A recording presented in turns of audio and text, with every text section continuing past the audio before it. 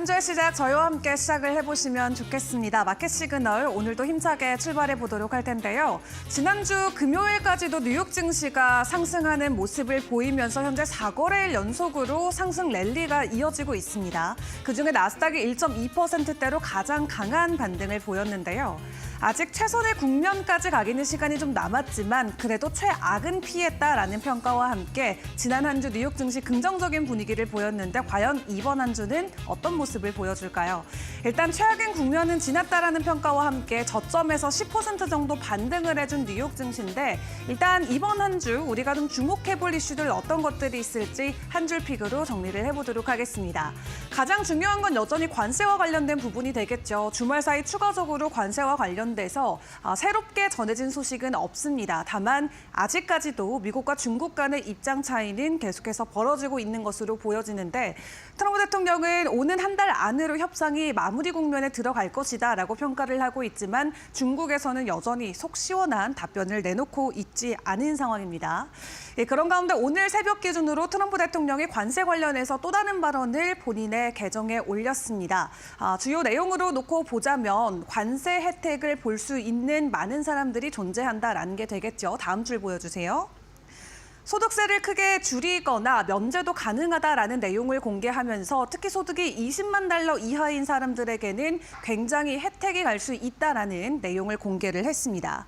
다만 관세와 관련해서 지속적으로 트럼프 대통령과 행정부는 옹호하는 내용의 글을 제시를 하고 있지만 이 지지율로 놓고 봤을 때 사실 현실은 그렇지 않은 것을 확인을 해볼 수가 있겠습니다. 이제 취임 100일을 앞두고 있는데 지지율이 42%로 확인이 되면서 역대 최저 수준까지 내려가 있는 상황이라고 하고요. 지금 같은 기간 동안 바이든 행정부가 보였던 행정명령 대비해서 트럼프 행정부는 무려 3배가 넘는 행정명령을 지금까지 보여왔습니다. 그만큼 시장에 많은 불확실성을 야기했던 만큼 이 시장 안에서의 지지율은 굉장히 낮은 모습을 보여주고 있는데 앞으로 협상과 관련된 부분이 어떻게 진행되냐에 따라서 시장 안에서의 투심과 민심도 크게 흔들릴 수가 있겠습니다. 그런 가운데 지난 금요일 발표됐던 주요 경제 지표도 함께 다시 복기를 해보도록 할 텐데요. 4월의 소비심리 확정치가 52.2로 확인이 됐습니다. 잠정치 대비해서 소폭 올라가긴 했는데 3월 대비해서는 여전히 8% 정도 하락한 수준으로 시장 안에서의 심리가 굉장히 불안정하다라고 생각을 해볼 수가 있겠고요. 무엇보다 1년 뒤 기대 인플레이션이 무려 3.6% 넘게까지 올라가면서 44년 만에 최악의 수치를 공개되기도 했습니다. 그만큼 시장 안에서의 불확실성이 계속해서 커지고 있는 상황으로 생각을 해볼 수가 있겠는데 그럼에도 불구하고 지수가 저점 대비 올라오고 있는 구간에 있기 때문에 많은 분들께서 기대하는 이 마음을 갖고 계실 것 같은데요.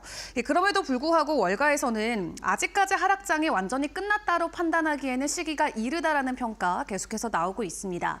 아직 저점 대비 올라오는 모습이 나오지만 조정 국면으로 봐야지 완벽한 턴어라운드로 보기는 어렵다라는 게 그들의 평가고요. 일단 2월 19일에 기록했었던 최고치까지 지수가 다시 올라오는지의 여부를 두고 시장의 분위기를 계속해서 분석하는 게 더욱더 적절하다라는 평가입니다.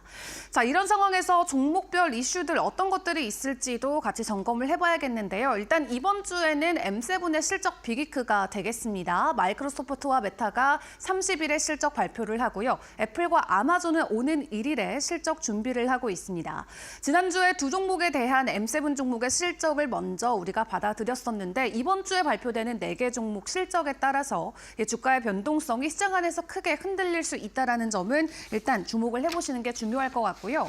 그런 가운데 M7 중에 지난 금요일에 테슬라가 엄청난 급반등을 보였습니다. 여러 가지 모멘텀, 호재들이 혼재돼 있긴 한데 그중에서도 자율주행과 관련된 규제 완화 기대감이 주가에는 크게 작용된 것으로 보여집니다. 무려 10% 가까이 급등하는 모습을 보이면서 현재 머스크의 경영 일선 복귀와 관련된 기대감까지 맞물리면서 변동성이 계속해서 나오고 있는 상황인데요. 구체적인 내용은 저희가 머스노우 시간대에 다시 한번 짚어드리도록 하겠습니다. 자, 그리고 메타 같은 경우는 이제 내일이면은 첫 AI 개발자 행사인 라마콘 개최가 됩니다. 이 라마와 관련해서 여러 가지 이벤트들이 현재 준비가 되고 있는 상황인데 실적 발표도 앞두고 있는 만큼 행사에서 주요 발언들 또 연사자들의 이 연설 내용이 어떤 것들이 있냐에 따라서 시장 시장 안에서의 성장 확대감이 더욱더 커질 수가 있겠습니다. 자, 그 가운데 애플 같은 경우도 최근에 주가 변동성 긍정적으로 계속 보여주고 있는데요. 어떻게 보면은 중국으로 인해서 가장 큰 피해를 단기간에 봤었다가 이제 모든 아이폰의 생산량을 인도에서 생산하는 것으로 추진하겠다라는 내용을 전해오면서 조금씩 그 불확실성을 버텨내고 있는 모습을 보여주고 있습니다. 내년부터 본격적으로 모든 전량의 생산을 인도에서 추진하겠다라는 계획을 가지고 있는데 정말로 이어질 수 있을지 일단은 지켜봐야 될 것 같습니다. 자, 그 가운데 중국에서도 현재 미국이 여러 가지 규제안들을 내놓으면서 자체적으로 좀 회복하려는 모습을 많이 보여주고 있습니다. 고성능 AI 칩을 개발하겠다라는 내용을 가지고 왔는데요. 엔비디아의 고성능 칩을 웃도는 수치의 성능의 AI 칩을 개발하겠다는 내용을 가지고 왔습니다. 일단 어센드 910D 같은 경우는 일단 오는 5월에 본격적으로 모델을 공개할 것으로 보여지고 있는데 과연 엔비디아의 부재한 상황에서 이 중국 안에서의 AI 칩의 추가적인 개발이 가능할지 함께 지켜보는 게 좋겠습니다. 자, 이렇게 이번 주 주요 종목들의 일정들까지 함께 확인을 해봤는데요. 일단 저점 대비해서 종목들이 많은 회복을 보여주고 있는 구간에 들어와 있기 때문에 투자자들의 기대감이 상당히 커지고 있는 상황입니다. 다만 실적 발표가 여전히 앞을 두고 있는 만큼 실적과 관련해서 여러 가지 기대감들이 계속해서 시장 안에는 혼재돼 있는 상황이고요. 그 가운데 실적과 관련해서 만약에 투자자들의 기대치에 못 미치는 가이던스나 실적 발표가 나오게 된다면 오히려 이 안에서의 변동성이 더욱더 커질 수 있다는 거 주목을 해보시는 게 중요할 것 같습니다. 자, 그렇다면 조금 더 구체적으로 내용들 확인을 해보는 게 좋을 것 같은데요. 김상윤 이데일리 뉴욕 특파원 연결해서 시장의 분위기 보다 구체적으로 체크를 해보도록 하겠습니다. 네, 특파원님 나와 계실까요? 네, 이데일리 김상윤 특파원입니다. 네, 일단 트럼프 관세와 관련된 부분들부터 업데이트를 해보도록 하겠습니다. 주말 사이 추가적으로 전해진 소식이 있을까요? 네, 주말 사이 특별히 관세 정책과 관련해 큰 변화. 다만 전반적으로 트럼프 관세 정책은 빠지지 않을 것이라는 분위기가 월가에서 힘을 얻고 있습니다. 최대 50%에 달하는 상호관세는 최대 폭이라고 이미 스코프에서 언급했고요. 145%에 달하는 관세도 더는 높아지지 않고 트럼프 대통령이 말했습니다. 이미 최악의 상황은 지나갔고 이 높은 관세율이 낮아질 수 있느냐 이를 증명할 것 같습니다. 일단 이르면 한국을 비롯해 일본 등과 포괄적 하향 것으로 예상되고 있습니다. 상호 관세율이 집중하지는 않을 듯합니다. 이번 포괄적인 합의안이 마련된 후 세부적인 협상이 마무리돼야 하기 때문이죠. 트럼프 행정부는 일단 각 교육국과 포괄적 합의안을 마련 7월 8일까지 시행을 할 것으로 보입니다. 그러니까 낮아진 세율이 발표된 시점은 또는 7월 초중 예상이 됩니다. 시장을 추가로 안도시킬 만한 이슈는 역시나 중국과 여부죠. 트럼프 대통령과 여러 차례 대화를 했다. 그리고 신부진끼리 협상을 하고 주장하고 있습니다. 그러면 중국은 이를 계속 했죠. 양측 간 대리가 있지만 미국, 중국 모두 현 상태가 지속된다는 점에 대해서는 서로하는 분위기가 있습니다. 트럼프 대통령은 지난 중국의 실질적 양보하는 기자들을 질문해 개방이라고 답을 했습니다. 트럼프 행정부는 일기 때도 중국의 금융시장 개방을 압박했었고 이가 있었죠. 물론 중국이 지키지 않았기 때문에 트럼프 이를 계속 요구하는 겁니다. 이에 대한 중국의 답이 양측의 긴장은 조금이나 아래로 내려갈 수 있을 것 같습니다. 하지만 중국이 쉽게 답을 내릴 수 있을지 이 점이 가장 불확실 요인입니다. 네, 트럼프 관세와 관련된 부분 먼저 짚어봤습니다. 다만 전화 연결 상태가 고르지 않는 점 시청자 여러분들께 다시 한번 사과의 말씀드리도록 하겠고요. 다시 한번 전화 연결 시도를 해보도록 하겠습니다. 일단 관세와 관련해서 주말 사이 추가적으로 크게 전해진 이슈는 없지만 아직까지 중국과 미국 간의 입장 차이가 크게 좁혀지고 있지 않은 상황이다 설명을 주셨습니다. 트럼프 대통령은 여전히 관세와 관련해서 강경한 입장을 보여주고 있긴 하지만 협상과 관련돼서도 충분히 기회가 열려 있다라는 코멘트를 연일 반복을 하고 있는 상황인데요. 중국 같은 경우는 반도체라던가 일부 품목과 관련해서는 관세 조율에 대한 가능성을 크게 열어둔 상황이지만 아직까지도 적극적으로 협상에 나서고 있는 상황은 아니다라는 평가가 계속해서 나오고 있습니다.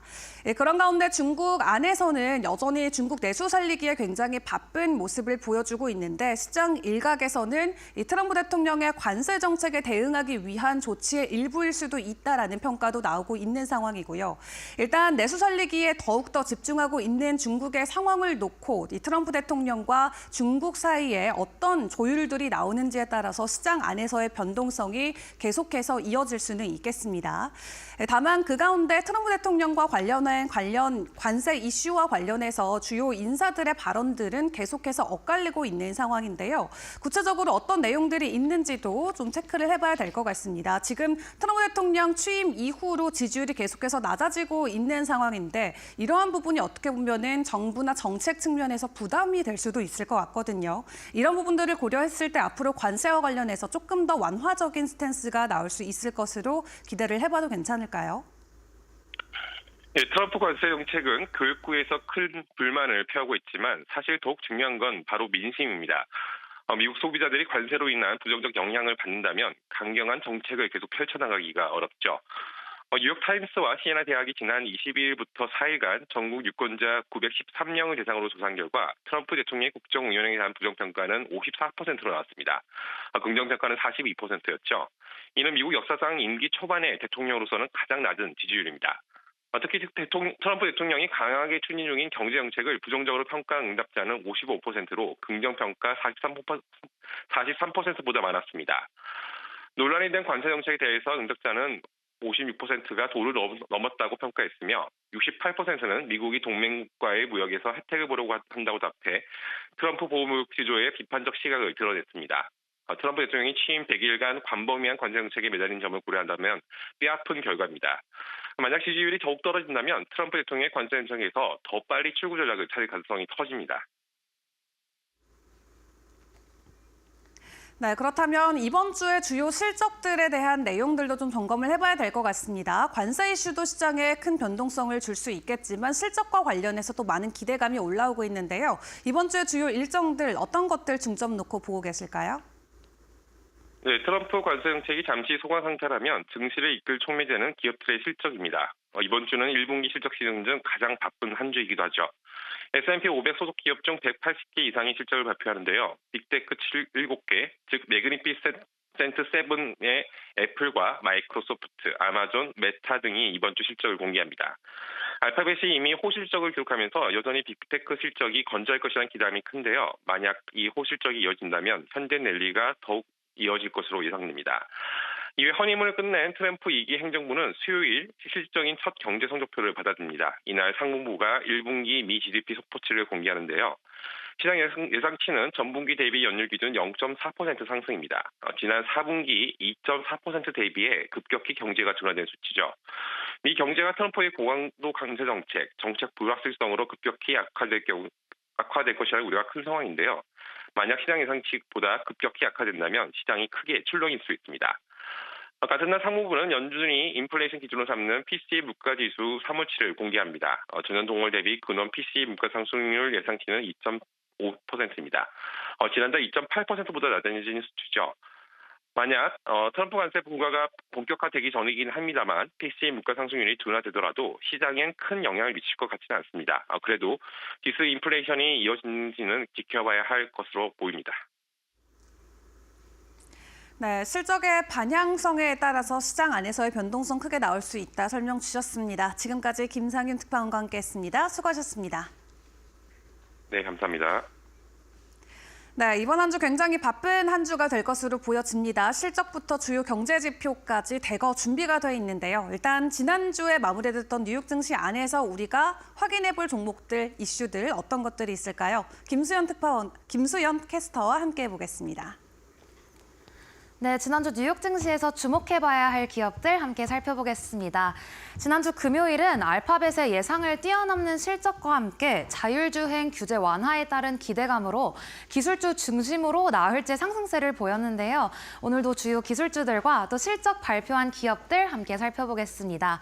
네, 인텔부터 보겠습니다. 인텔의 주가는 1분기 실적 발표 후에 금요일에 큰 폭의 매도세를 보였습니다. 장 초반에는 최대 10%까지 하락하는 모습이었는데요.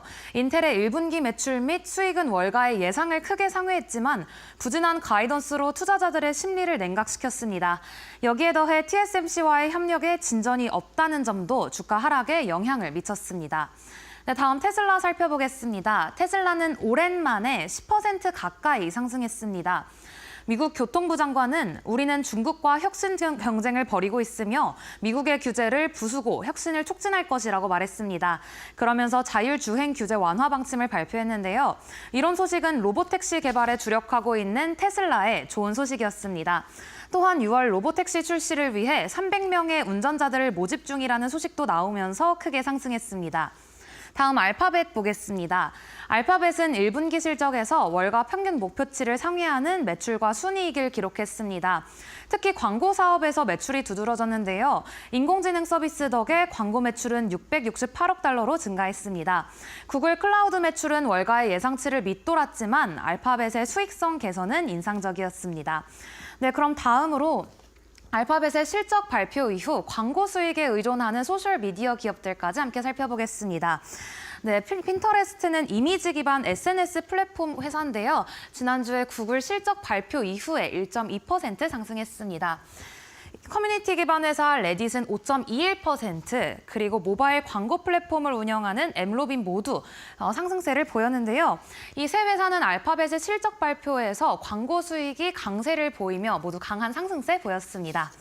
네, 다음으로는 지난주에 실적 발표에서 어닝 서프라이즈를 기록하며 주가 상승했던 기업들 함께 살펴보겠습니다. 워렌 버핏도 투자하는 인터넷 서비스 제공업체 베리사인의 주가는 도메인 등록에 대한 수요 증가로 매출이 늘어나면서 급등했는데요. 또 여기에 더해 실적 가이던스의 전망도 상향이 됐고요.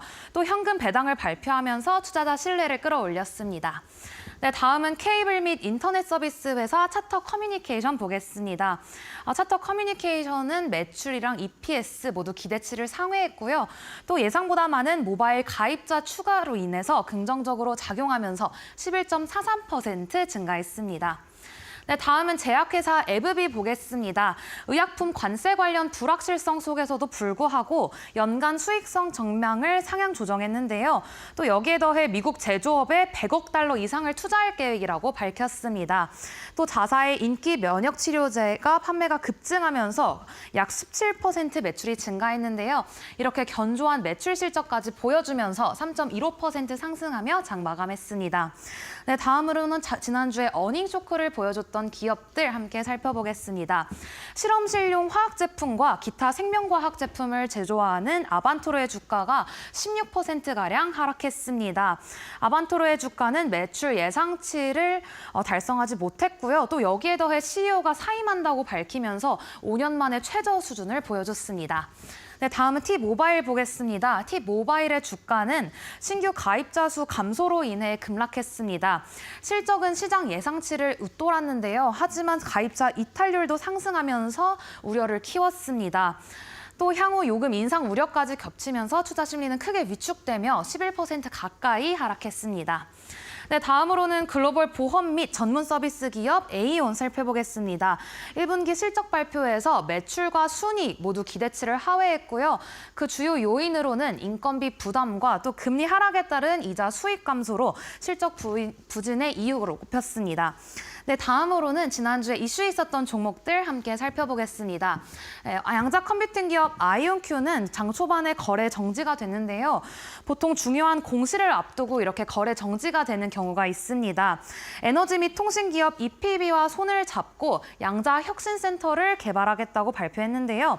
거래 정지가 풀린 이후에 10% 가까이 급등했지만 차익 실현 매물이 나오면서 1.8% 상승하며 장 마감했습니다. 네, 다음으로는 제타 글로벌 홀딩스 보겠습니다. 제타는 AI 기반으로 고객 데이터를 분석해서 마케팅 솔루션을 제공하는 기업입니다. 하지만 이번 주가 상승은 사업 포조 때문이 아니라요. 공매도 투자자들이 손실을 막기 위해서 주식을 서둘러 사들이면서 인위적인 매수세가 주가를 끌어올렸습니다. 제타의 사업 구조나 수익성에는 큰 변화가 없었던 만큼 사업의 펀더멘털 변화는 제한적이었습니다. 4.62% 상승하며 장 마감했습니다. 네, 마지막으로 노보노디스크 보겠습니다. 노보노디스크는 1% 가까이 하락했는데요. 로이터와 은행 기관에서 투자 의견을 매수해서 매도로 하향 조정하면서 성장성 둔화에 대한 우려가 커졌습니다.